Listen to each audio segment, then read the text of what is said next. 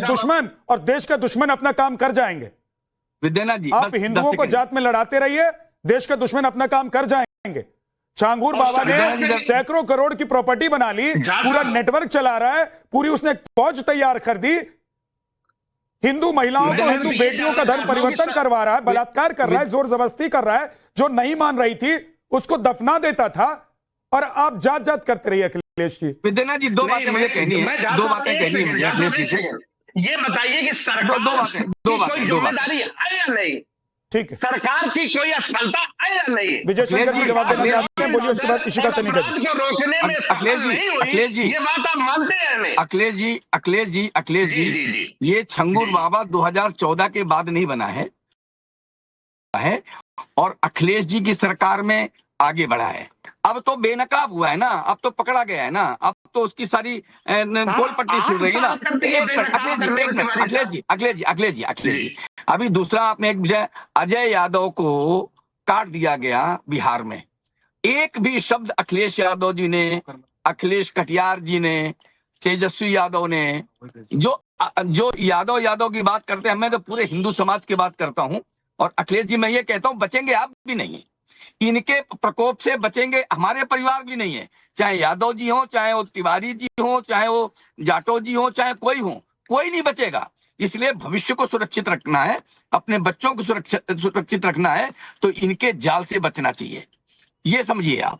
यही कहना चाह रहा था। ठीक है, ओके, मैं आपकी बात से बिल्कुल सहमत हूं तिवारी साहब। भारत संविधान से चले, और जो ये सेकुलर देश है, ना हिंदू, ना मुसलमान, ना सिख, ना ईसाई, यहाँ कानून की सत्ता हो, संविधान की सत्ता हो, हम सब मिलकर इसके लिए काम करें। ठीक है, इशिका तनेजा जी, मोदी की सरकार आने से पहले या उत्तर प्रदेश में योगी की सरकार आने से पहले बेड़ा इतना गर्क हो चुका था कि संभाले नहीं संभल रहा था।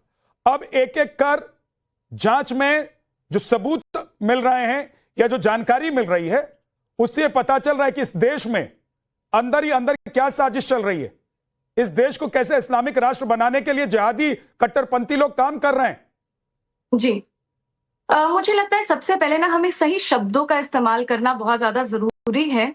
हम इनको छांगुर बाबा ना कह के छांगुर टेररिस्ट कहें तो वो ही सही रहेगा।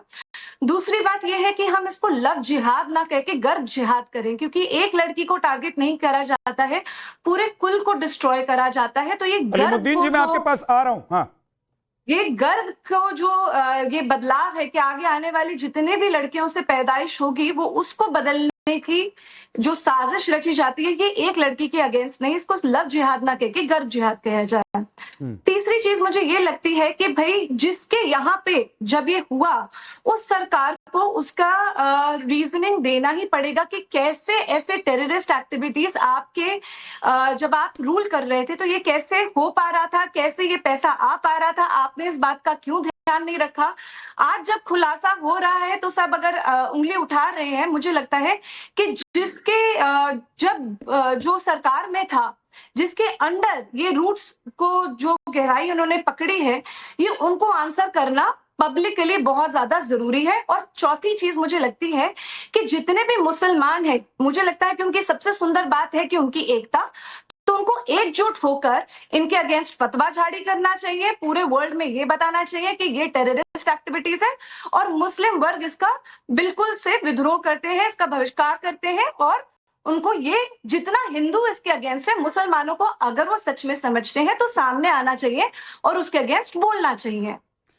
विक्रम सर, ये पुरानी सरकार की खामी है या नई सरकार की खामी है, या फिर देश में ऐसी ताकतें हैं जिनको किसी न किसी सरकार में पनाह मिलती रही है और उनको पता था कि उनका कोई कुछ नहीं बिगाड़ सकता, इसलिए भीतर ही भीतर एक पूरी साजिश, एक पूरा नेटवर्क और पूरा जाल बिछा दिया गया और उसको कैसे प्लान करना है, कैसे उसको एग्जीक्यूट करना है, इसके लिए 3000 लड़कों की और लोगों की फौज तैयार कर दी गई।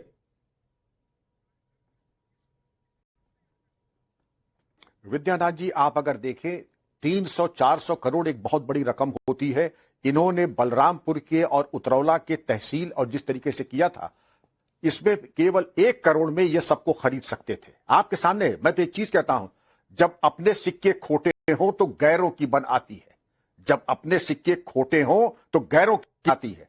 मैं थाना अध्यक्ष, तहसीलदार, एसडीएम, सीओ से ये पूछूंगा, आप नाक के नीचे ये पाप का घड़ा भर रहा था, आपने क्या किया? मैं ये बता दूं, हम लोग के टाइम में अगर ये उदासीनता होती, ये हो जाते बर्खास्त, और बर्खास्त आज होना चाहिए। आज संतोष का विषय की आज जांच हो रही है। जो भी बलरामपुर में डीएमएसपी थे, इस दौरान पिछले 4 साल में जब इसकी 40 कमरे का ये अली बाबा 40 चोर का महल बन रहा था, उनकी नजर में क्यों नहीं आया? पुलिस की नजर से भी तो विज्ञान पैनलिस्ट जानते हैं कि पुलिस की नजर सीटी स्कैन और एमआरआई ज्यादा तेज होती है।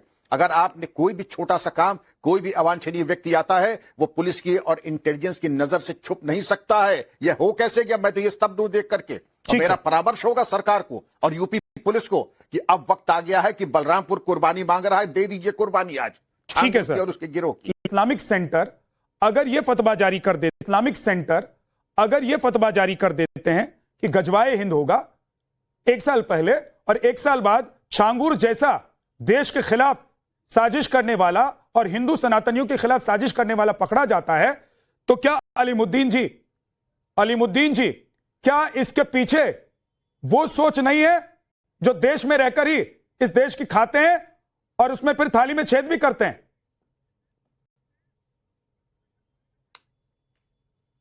साहब, इतने उत्तेजित नहीं होइए, इतने उतावलापन मत दिखाइए। आप एंकर है, एंकरी कीजिए। अभी आपने कहा कस्बा हिंद का फतवा दारुल उलूम ने दिया, ये बिल्कुल झूठ है। 1 साल पहले सर, 1 साल पहले की बात मैं कर रहा हूं। कोई आधार है? 1 साल पहले की बात कर रहा हूं मैं सर। आप आधार दिखाइए, आधार दिखाइए। मैं कह रहा हूं, अरे कुछ उनकी बताइए। वेबसाइट पर था, दारुल उलूम ने उन्होंने अपनी वेबसाइट पर डाला था सर। आपके कहने से कोई काम नहीं मैं कह रहा हूं उन्होंने अपनी वेबसाइट पर डाला था, हम लोगों ने डिबेट की थी, आप चीफ जस्टिस नहीं पूरे हैं। देश में इस बात की चर्चा हुई थी, कहीं नहीं है, पूरे देश में इस बात की चर्चा हुई थी, दिखाइए पूरे देश में इस बात की चर्चा हुई थी सर। और नहीं तो वीडियो क्लिप्स उठाकर देख लीजिए, यूट्यूब पर आपको मिल जाएंगे। अच्छा सुनिए, अरे सुनिए, अरे आप दिखाइए, मेरे पास सब कुछ है। आप सुनिए, अभी पूर्व डीजीपी आपके बोल रहे थे कि वहां तो एक नेटवर्क चल रहा है, एडीएम और एसडीएम और तहसीलदार पटवारी और सीओ और इंस्पेक्टर और सारा वहां का जितना भी अमला है वो सब छांगुर के साथ है। मैं पूछ रहा हूं, 9 साल से उत्तर प्रदेश में बाबा योगी जी की सरकार है, वो खामोश क्यों बैठी रही? जो उसके साथ हिंदू भाई और बहनें हैं, उनको क्यों गिरफ्तार नहीं किया गया? आप बात करते हो केवल मुसलमानों को बदनाम करने की। आप एक सोची समझी तहत के तहत एक चैनल पर अपनी बात रखते हो। ये देश डेमोक्रेसी है।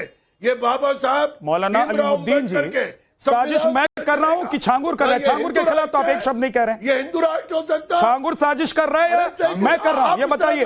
या वो लोग कर रहे हैं, वो इस्लामिक कट्टरपंथी ताकतें जो इस देश में बैठकर इस देश को इस्लामिक राष्ट्र बनाने की और गजवा हिंद करने की ख्वाब देख रहे हैं, सपना देख रहे हैं। कट्टरपंथी नहीं है और उसका इस्लाम से कोई ताल्लुक नहीं है। छांगुर बाबा का कोई इस्लाम से ताल्लुक नहीं है। तो वो क्यों मुसलमान बना रहा था हिंदू बेटियों को, हिंदू महिलाओं को?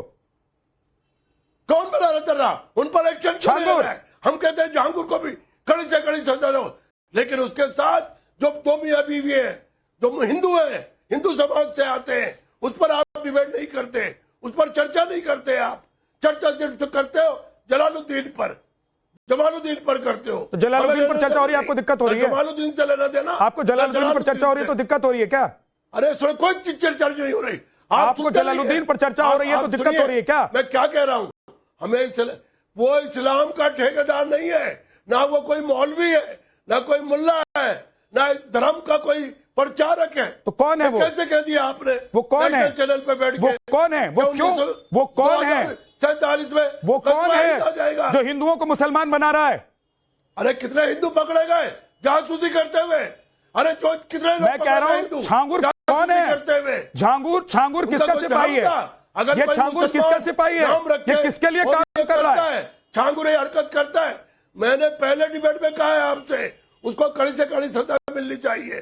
जो जोर, इस्लाम कभी भी जोर और जबर पे नहीं फैला, अखलाक पे फैला है, समझे, मोहब्बत से फैला है। उन 4 हदीसों का भी जिक्र कर दीजिए और आजाद रहे। अलीमुद्दीन अस्दी जी, मौलाना अलीमुद्दीन अस्दी जी, आप इस्लामिक स्कॉलर हैं, जिक्र करो। उन 4 हदीसों अरे का भी कौन सी जिक्र हदीस कर का दीजिए जिक्र करो? जिसमें गजवाए कोई हिंद नहीं है। की बात लिखी हुई किसी चीज में नहीं है, है। जिक्र है जिसमें कौन गजवाए सी? हिंद का। अरे सुनिए, वो उसका मकसद आप नहीं समझ सकते, आप उसकी व्याख्या नहीं कर सकते, आपको मालूम नहीं है। अगर आप मुसलमान होते तो पहले हदीसें पढ़ते और उसका अर्थ निकालते, आपको मालूम नहीं है। जहां साहब क्या है अर्थ आप बताइए सिर्फ ना, एक विशेष क्या है अर्थ मुस्लिम बताइए, वर्ग को गजवाए हाथ हिंद कर का रहे हैं। अर्थ बता दीजिए आज देश अरे को। सुनिए ना, अरे वो आपसे मुराद नहीं है, वो आपसे नहीं है। गजवाए हिंद कब किसने बात करी है? किसने उलमा ने बात करी मैं है? कह रहा हूं, कौन से मौलवी ने मैं कह रहा गजवाए हूं, हिंद की बात करी है? उन 4 हदीसों का जिक्र कर दीजिए। आप इस्लामिक हिंदुस्तान स्कॉलर का हैं, उदाहरण दीजिए। छुपाइए मत किसी मौलवी और बताइए का, देश को किसी सूफी कि 4 साहब का- हदीसों में क्या लिखा हुआ है। जिन अरे 4 सुनिए हदीसों में साहब, गजवाए हिंद का बोलने की जिक्र है, क्षमता उसका नहीं मतलब क्या है? अभी शंकर जी बोल रहे थे, पूर्ण नीचे भी बोल रहे थे, उनको आपने 10-10 मिनट दे दिए। जब मेरे बोलने का वक्त आता है तो आप इधर उधर की बात करते हैं। कहां इधर उधर की बात मैं कर इस रहा तरह की डिबेट नहीं करता। हूं। मैंने तो सीधी-सीधी बात कह रहा हूं मैंने आपसे। तो जो कन्वर्ट किए अरे जा रहे हैं सुनिए ना हिंदू, उस आप। पर